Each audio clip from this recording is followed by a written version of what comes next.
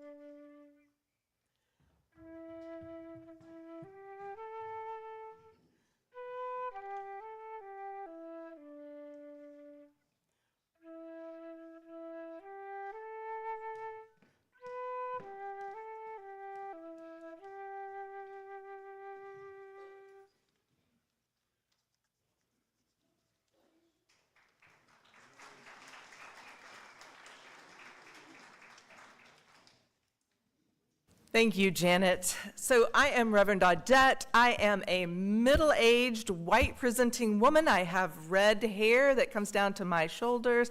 Today I am in a black outfit with, by the way, if you can't see it, beautiful lilies on it, and a stole with colorful trees. It's so good to be with you. We think we have our chalice lighter MIA today, so you just have me.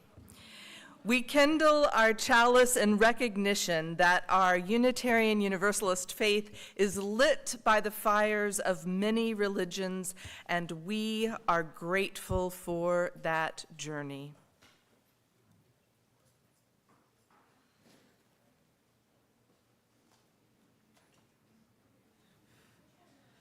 Come, let us sing together. We're going to invite you to rise to the peak of your physical or spiritual stature as you're willing and able to do so. We're going to sing Gathered Here. It's in the dark hymnals, 389, but it's also on these screens. We're singing it through 3 times.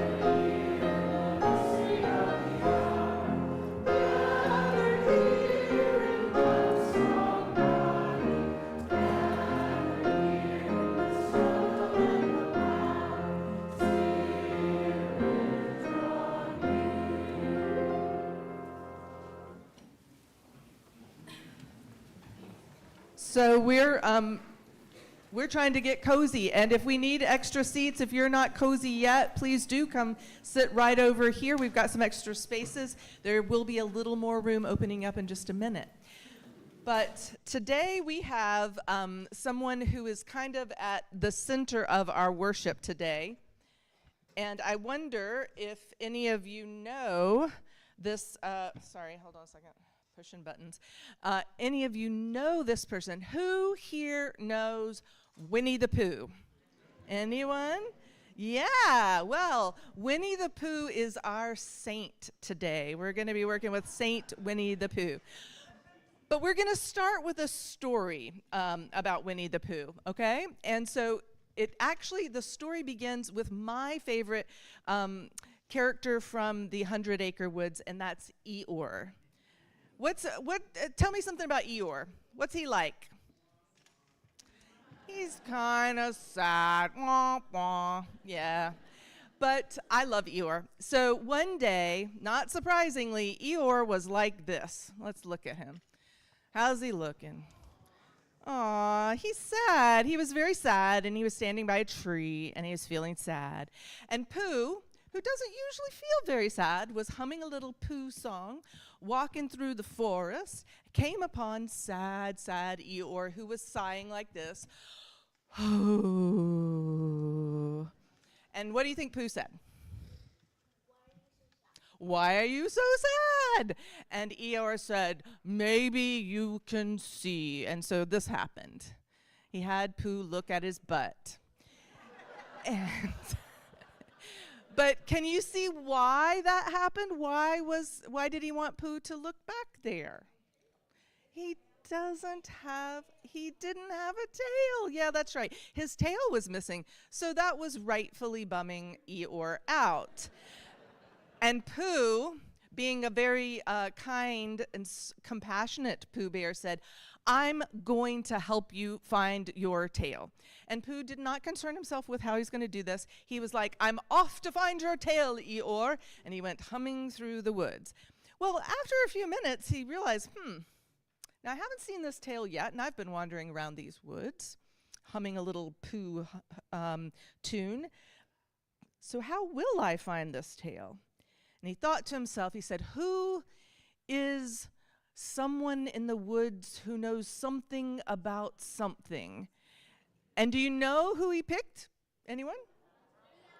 The owl. That's right, because he figured the owl knows something about something. So he went over to Owl's house, and there is Owl. And Owl was like, of course, Pooh, come in. We will talk about your problem, and we will figure it out. And so Owl had all these ideas. Owl was like, here's what you need to do. You need to put up a sign that says, this is what the tail looks like, and this is where you should call when you find it. And he had all these ideas. Now, there was one small problem.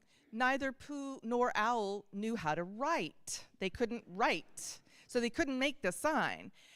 However, Owl had a solution for this too. He says, you know who writes my signs for me? Anybody have any ideas who writes the signs? Christopher Robin. He said, in fact, Christopher Robin wrote a sign for me. Maybe you saw it outside. Let's go look at it. And there was the sign. And the sign said, please knock if answer is not required. And you knock instead of pulling the bell that was there. And what do we see? Which one should we do? Should we pull or knock? Well, we should knock because an answer was required, so we should have pulled the bell, right? Right? Should we pull that bell? Hint, hint, nudge, nudge. Let's look at the bell pull. What does that look like? Oh my goodness. And Pooh was like, this looks familiar to me. Where have I seen it before? And then he realized why that is Eeyore's tail. So indeed, Owl did help him find it. And they went, and instead of having Christopher Robin write any signs, because they had already found the tail, instead Christopher Robin did this. He took a hammer and a nail, and he securely reattached Eeyore's tail.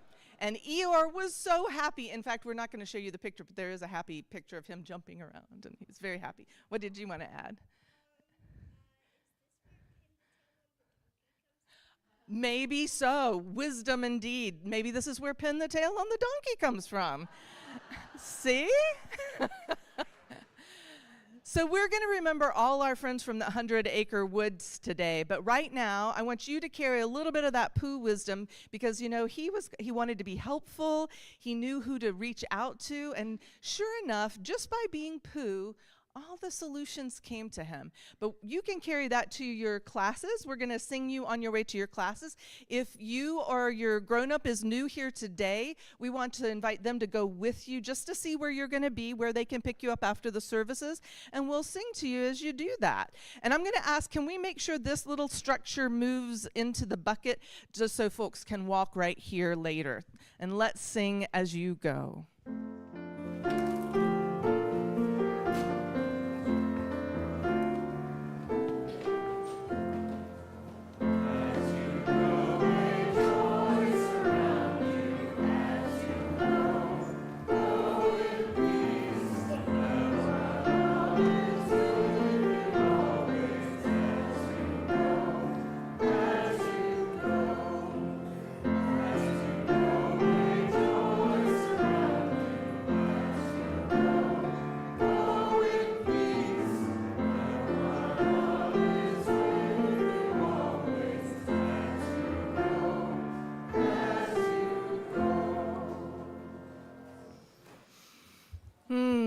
All right, take a moment.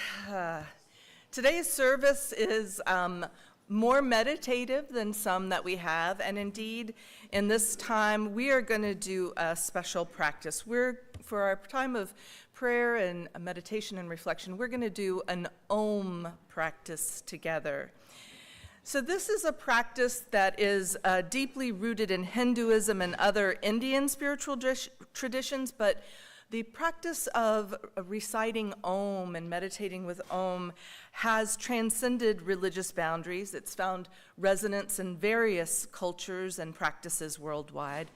And it has a universal kind of appeal because it is able to convey a sense of interconnectedness and harmony, and that comes both from within the individual, but also within a community at large. It is a mindfulness practice. It's a healing practice. It actually has measurable benefits as a somatic practice as well. And it will speak to us as a community. And so this is going to have its own very natural flow.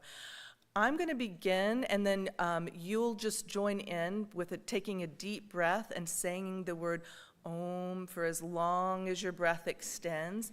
And then each one of us, of course, is going to fade out. Our breath will go out, but our neighbors will have taken a breath and picked up the Om. And so the consistency of the Om will continue for a while, even as individuals we are taking a breath, rejoining. And that's the way community is supposed to work.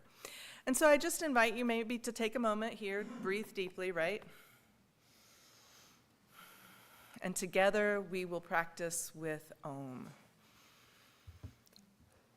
Om.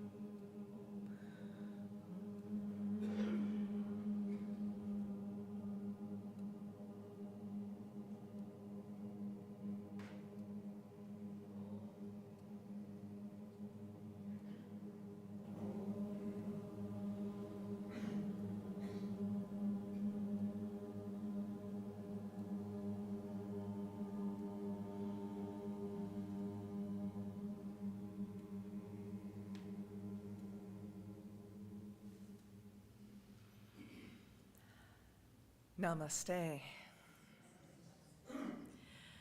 So now is the time in our service when we share our joys and our sorrows as a community.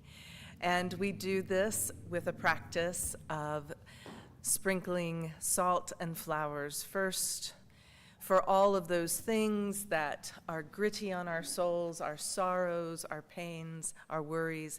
We sprinkle salt and brine the waters.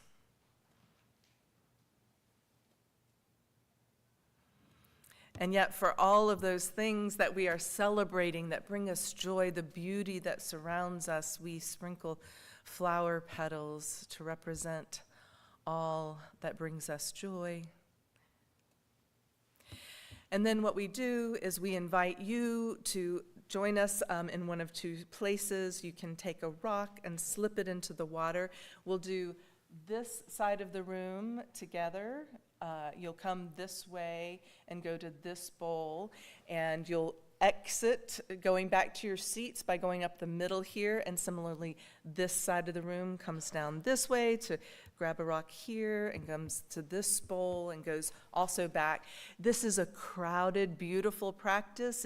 If your neighbor is maybe blocking you slightly as you're going back to your seat, just a quiet excuse me, kind of let people slip by. But in its beautiful, messy chaos is a practice that we dearly love.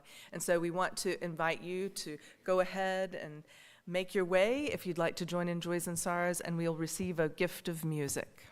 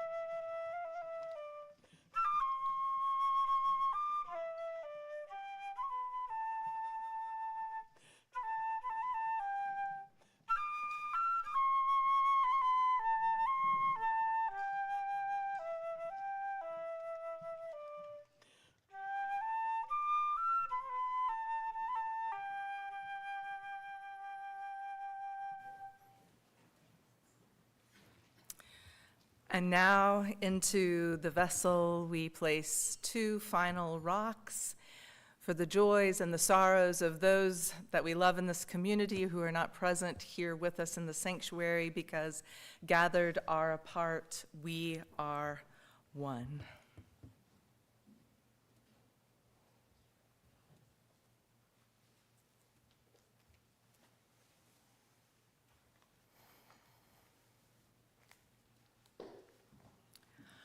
Our readings this morning are from the Tao Te Ching, chapter 6. The Tao is the breath that never dies.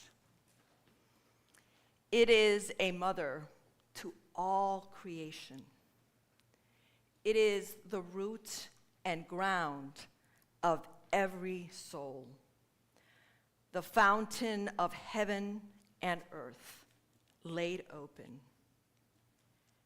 Endless source, endless river, river of no shape, river of no water, drifting invisibly from place to place.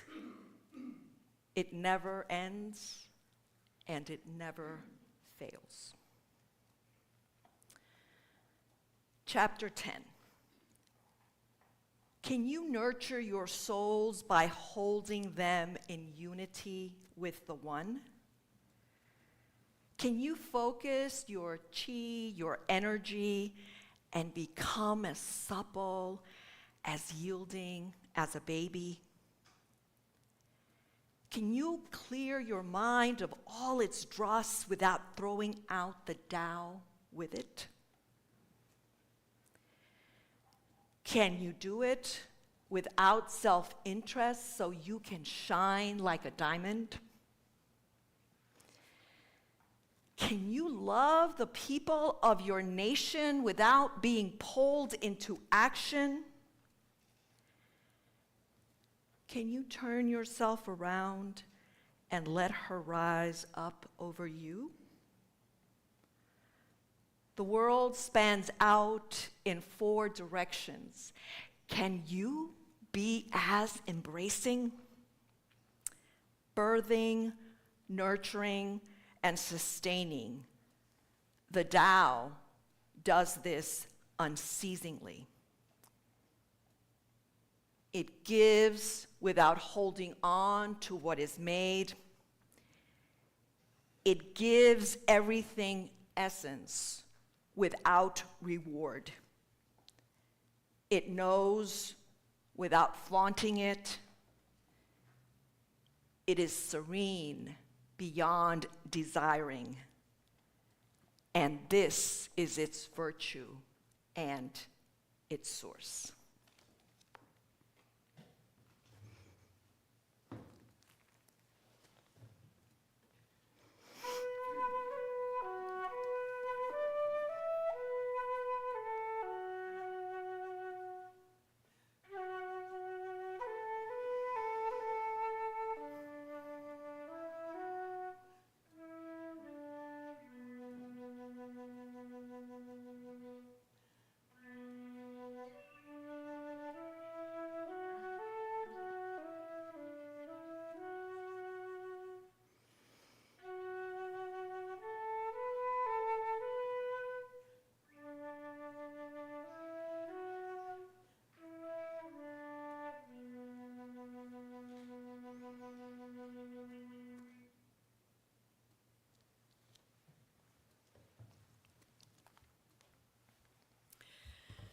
So this is a service that I have worked on over the years, and actually I asked Reverend Claudia to help me with it in my first year here, but it has taken us this long to be able to do this together. And I want to let you know that all the playful readings that you're going to hear from Reverend Claudia, they come from Benjamin Hoff's amazing book, The Tao of Pooh. And if it's not from the Tao of Pooh, then it's from the Tao Te Ching itself. So we're going to begin with the Tao of Pooh. What's this you're writing? Asked Pooh, climbing onto the writing table.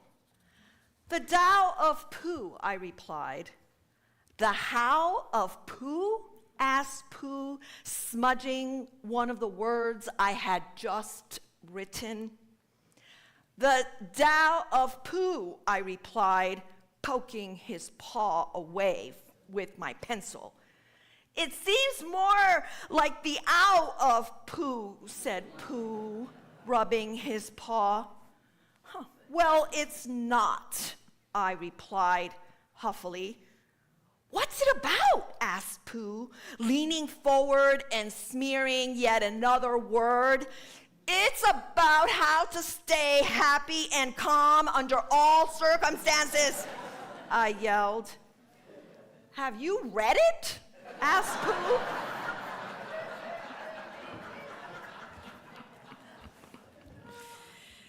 The 6th century was a wonderful time to be a person interested in spiritual matters.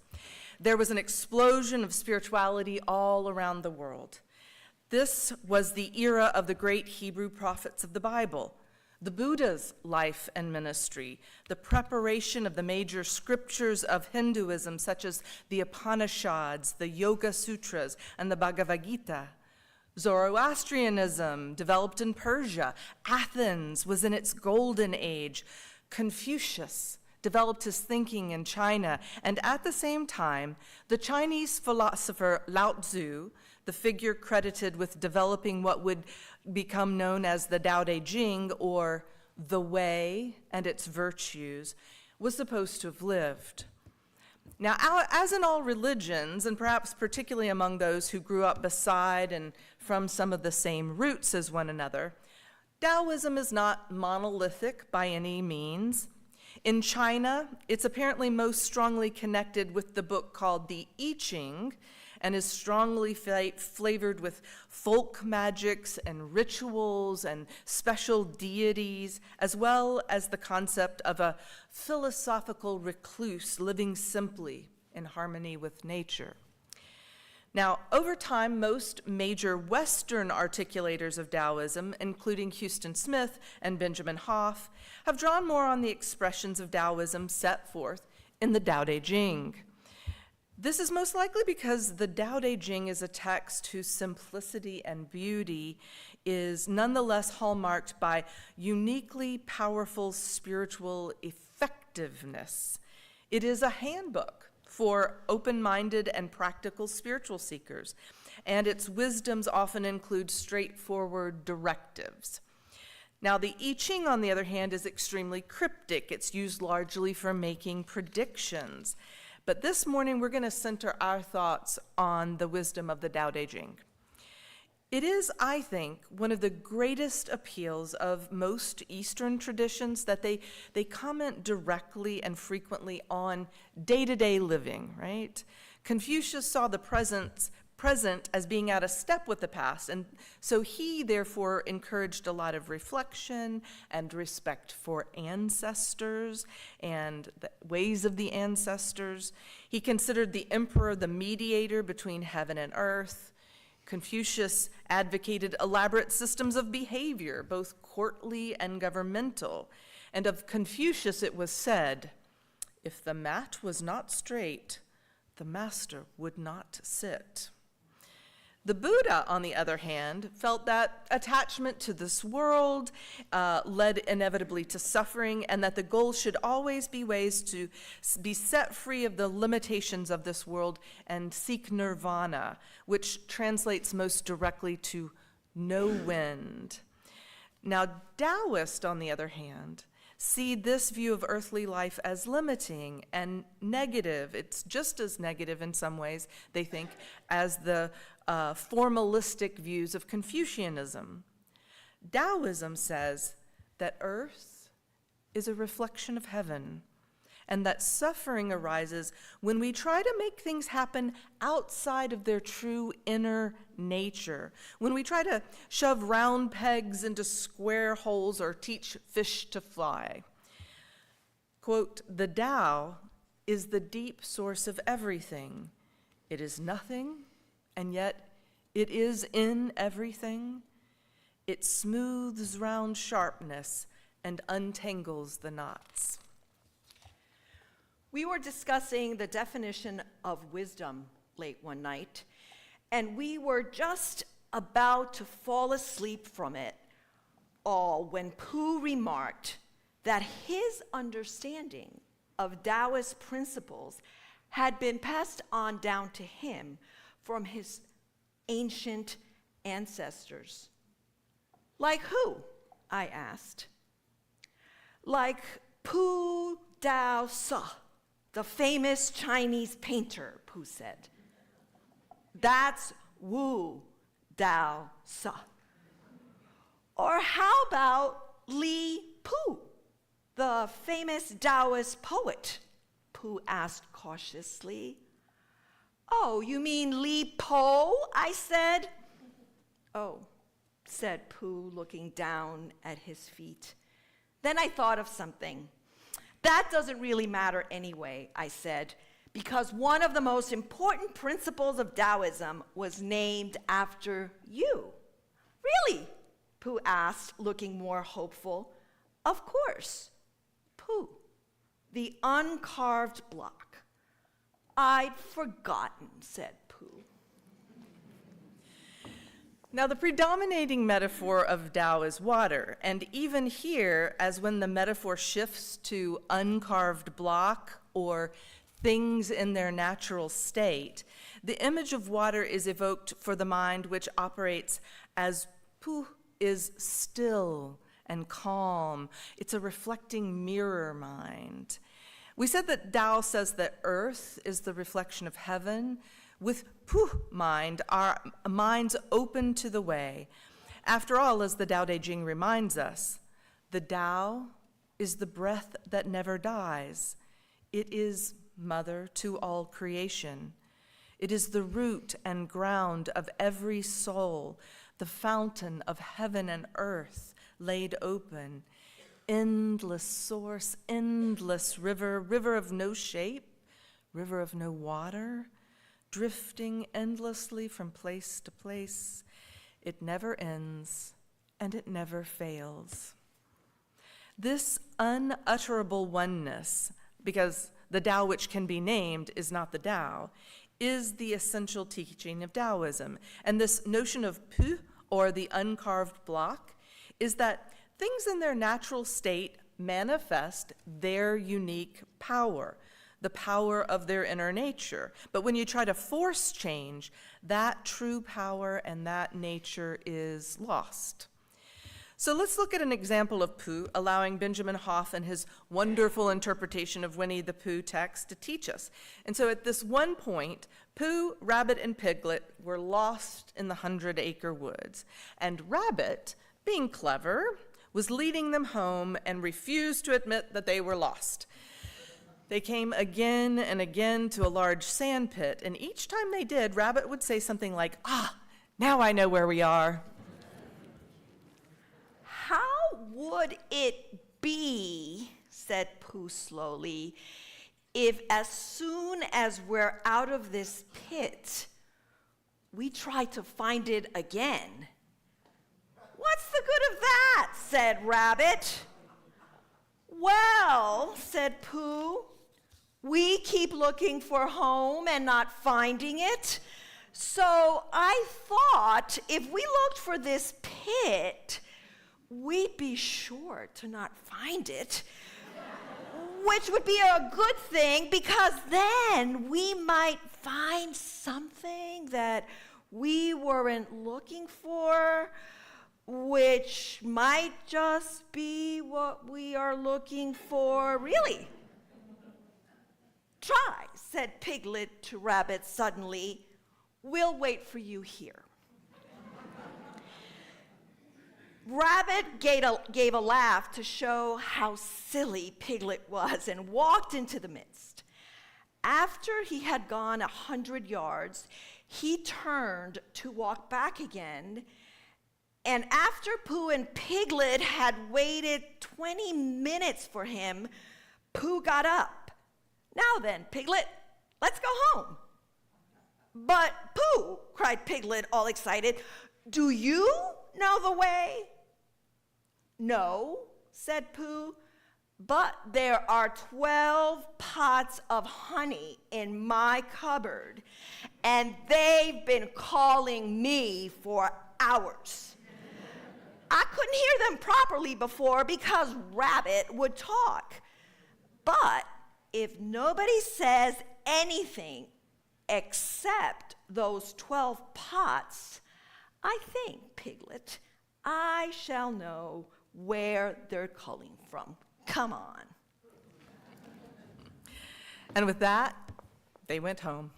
You see, it is in the nature of Pooh Bears that they should hear honey calling to them. And allowed to simply be present to their inner nature, Poohs and honey can always find one another again. And so it is with everything. Once we become still and calm, we reflect the nature of heaven in our own particular, natural way. So let's look at one of the most central ideas in Taoism, Wu Wei. Translated most directly, Wu Wei means without making, causing, or doing. And Benjamin Hoff points out that the symbol for Wu Wei developed from the symbols for a clawing hand and a monkey. So no tampering with things, no monkeying around. And it is here that the metaphor of water shows itself perhaps most directly. Wu Wei is the efficiency of water flowing. It doesn't stop to move rocks out of its way or trim the grass at the edge of the stream or put effort into separating the fish into those that it's going to carry with it and those that it's going to throw out onto the shore. No. Tao flows over and around. It seeks the path of least resistance, and carrying or not carrying, as it is in the nature of things to be carried or not carried, or just left where they are.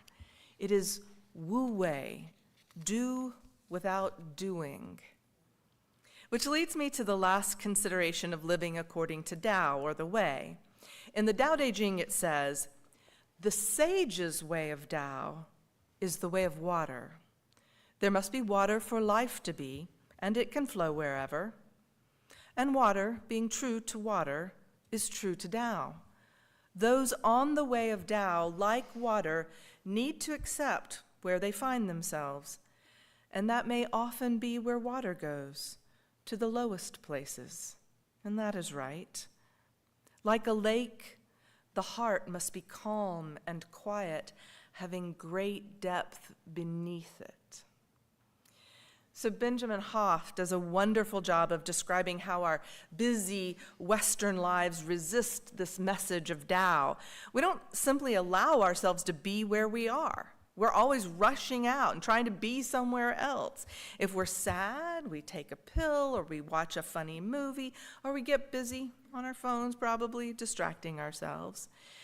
If we're at the post office, where we really are in our minds is at the grocery store, and when we're at the grocery store, we send our minds home to do housework. When we're young, we're trying to rush towards adulthood, and when we're older, we sometimes fantasize of other days, right? And if you follow the way of Tao, you allow yourself to be where you are.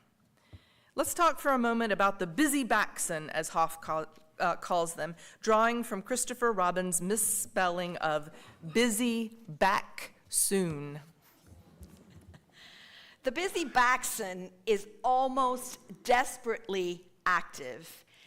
If you ask him what his life interests are, he will give you a list of physical activities, such as skydiving, tennis, jogging, racquetball, skiing, swimming, and water skiing. Is that all? Well, I think so, says Baxton. Have you ever tried chasing cars?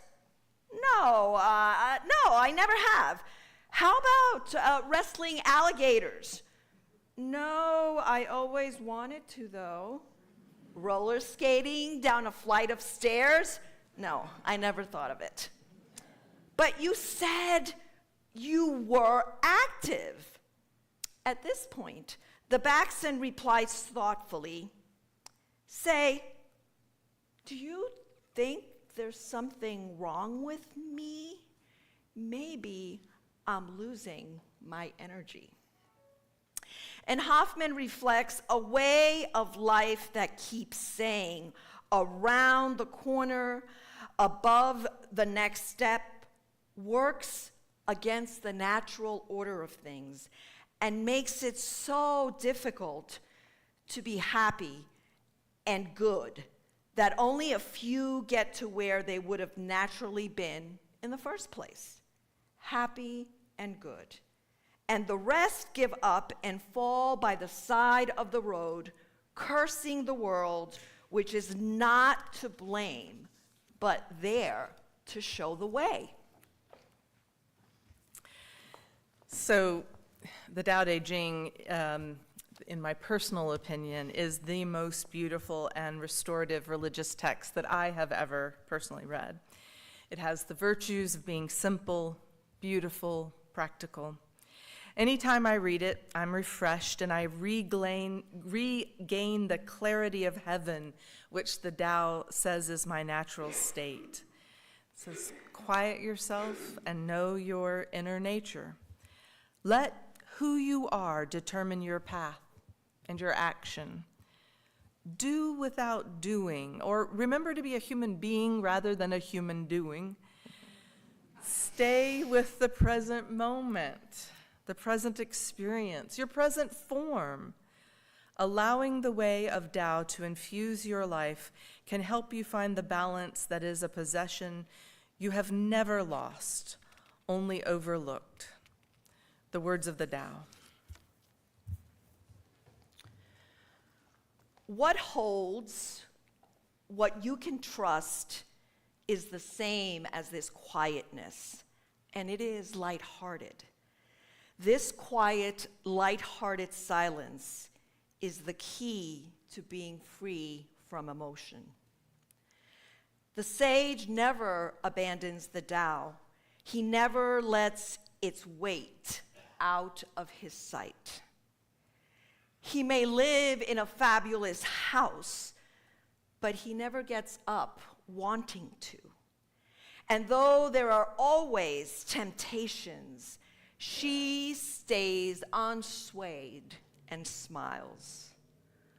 Losing the weight of the Tao means you lose your root. And when you can't sit still, you lose the source. In the coming week, may you channel the wisdom of Pu, live in the clarity of each moment, and may heaven shine through you. Namaste. And now let us rise in body or spirit and sing together.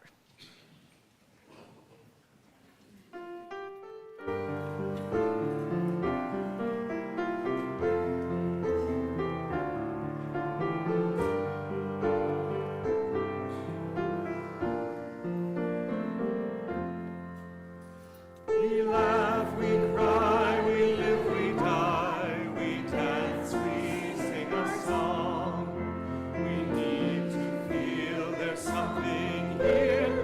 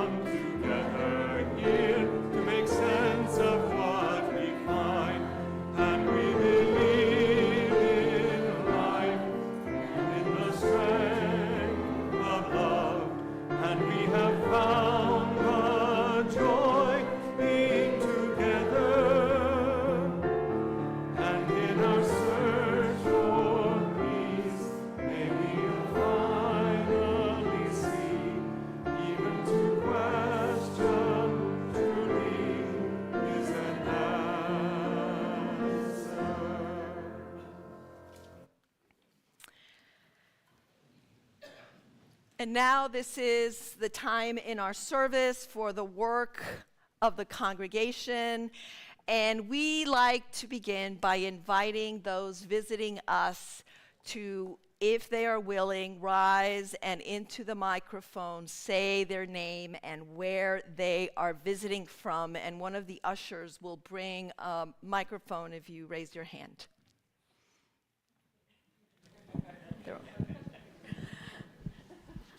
I know. I'll begin. I'm Laura Beth Brown. I'm the Director of Lifespan Religious Education at the Unitarian Universalist Congregation of Atlanta. It's so great to be with you all. I'm Sarah Devlin Trumbull. I'm the Director of Lifespan Faith Formation at the UU Church of Annapolis. I'm Sarah Kelly. I'm the Director of Religious Growth and Learning for the UU Congregation of the Susquehanna Valley in Northumberland, Pennsylvania. I'm Courtney Firth. I am the Assistant Director of Family Ministry at the Unitarian Universalist Congregation of Fairfax in Oakton, Virginia. Welcome. Hi, I'm Shannon Harper. I live in Dayton, Ohio. That's where I'm from. And I work for the UUA in the Lifespan Faith Engagement Office. Welcome. I'm Diana Teiser. I'm the Director of Family Ministry and Lifespan Faith Formation at the Unitarian Universalist Congregation of Fairfax in Oakton, Virginia. Happy to be with you all. Welcome. I'm Lauren Creel. I work in the office, but I'm going to pass this to another narrator person. Hey, Lauren. I'm Lenore Bouchard Dukes. I work for the Unitarian Universalist Association Central East Region, and I live in Lancaster, Pennsylvania. Welcome. I'm Catherine Farmer-Loya. I'm the Director of Lifespan Religious Exploration at the Tennessee Valley UU Church in Knoxville, Tennessee. Welcome. I'm Karen Gonzalez. I'm the Director of Faith Development at the the Unitarian Universalist Congregation named River of Grass in Davie, Florida. Thank you for hosting us. Welcome. Welcome, y'all. Hi, I'm Laura, and I'm visiting from West Asheville, and this is our first time here. And my son Enoch is downstairs, and Hey, I'm Mustafa, and I'm here with Laura, and we're just visiting for the first time. Thank you. Welcome.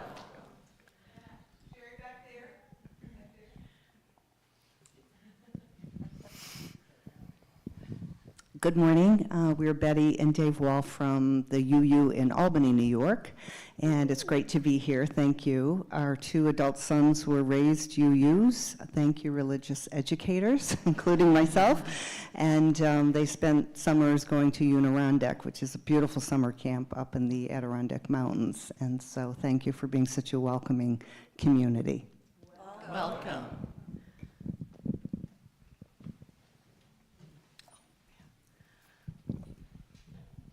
Good morning. I'm Lauren Cantatori-Causey. I didn't get to sit with my colleagues this morning. I am the retired Director of Religious Exploration at the Unitarian Universalist Church of Corpus Christi, where I now serve as the board president. Welcome. Good morning. I'm Claire, and this is my wife, Kenzie. We live just down the road, and it's our first time here, so thanks for having us. Welcome.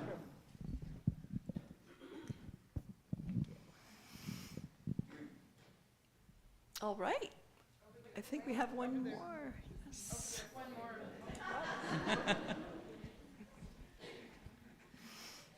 In my roller skates. Hey there, my name is Keith. This is my wife, Caitlin. We're from Marshall, North Carolina. Woohoo! Welcome. Okay, going once, going twice. It is so wonderful to have so many visitors, and I just want to give a shout out to Lauren Creel for all her work during our hosting of Florida Fall Conference. And I just wanted to share with you, for those of you who are following the work of the Unitarian Universalist Association, and for those of you who are new to us, that this fall conference was really a pioneering fall conference, because the actual conference happened in Vancouver, Canada, and we had 3 hubs in the United States: Asheville, Tulsa, and Portsmouth. And so it was really an opportunity to bring people together in person if you couldn't travel to Vancouver. And there was also a cohort online. And I think that we in Laredo are pioneering this because this is something they might do for General Assembly. So kudos to our people who showed up and to religious educators everywhere. Now, I do want to take a moment to wave to Trevor. Trevor, are you here? Maybe he'll pop in. He is our connections coordinator, and he would love to meet you after service, especially if you have questions. Anyway, after service, do join us. Nope, that's not Trevor. Join us in Sandberg Hall across the way at the welcome table, and we'd love to chat and have lots of helpful information so you can learn more about us. As you noticed at the beginning of service, our announcements run as slides, and if you missed them, refer to Thursday's weekly e-news where everything that you need to know will be published. If you don't receive the e-news, an usher can show you how to sign up, or you can just email us at information@uuasheville.org. And today we have the pleasure of an in-person announcement that is not a slide. Where's Joe Penno?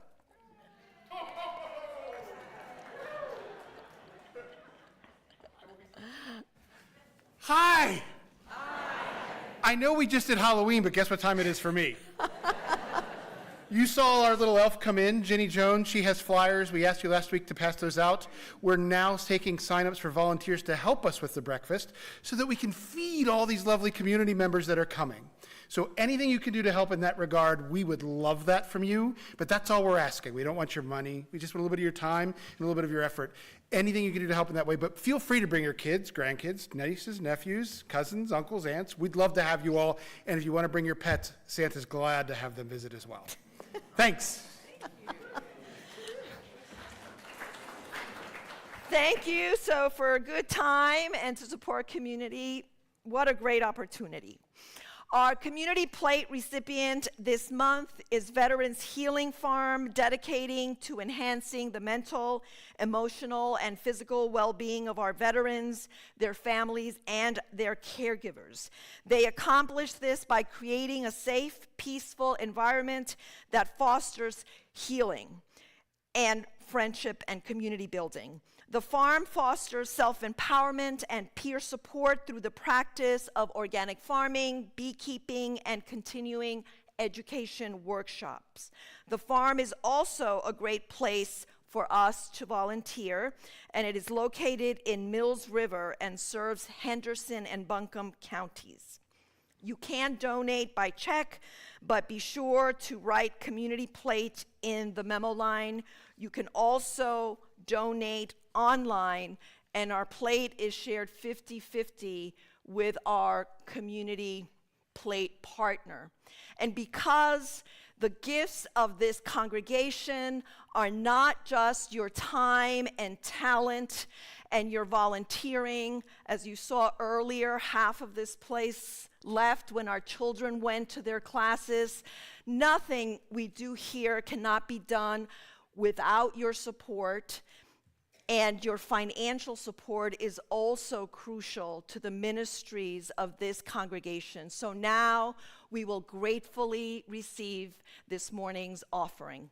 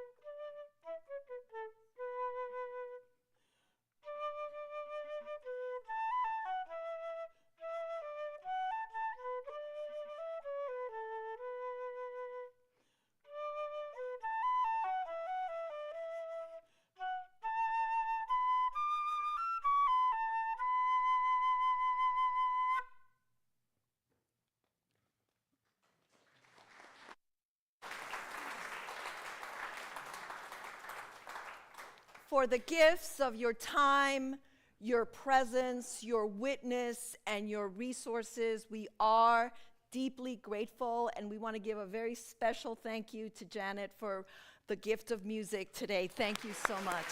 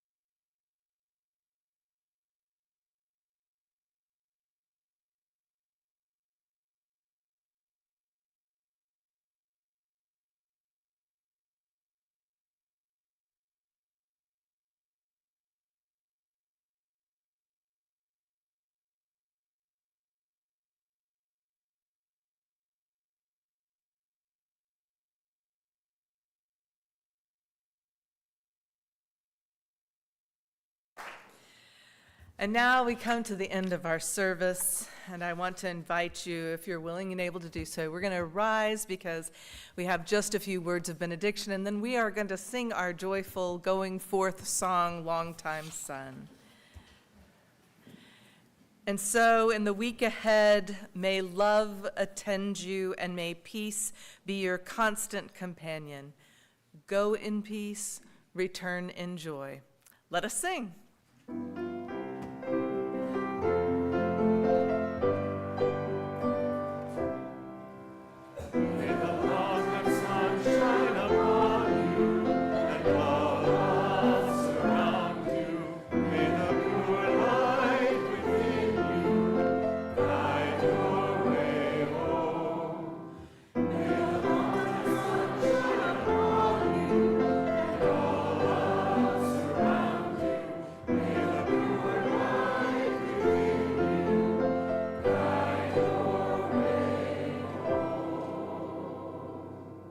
Come have coffee.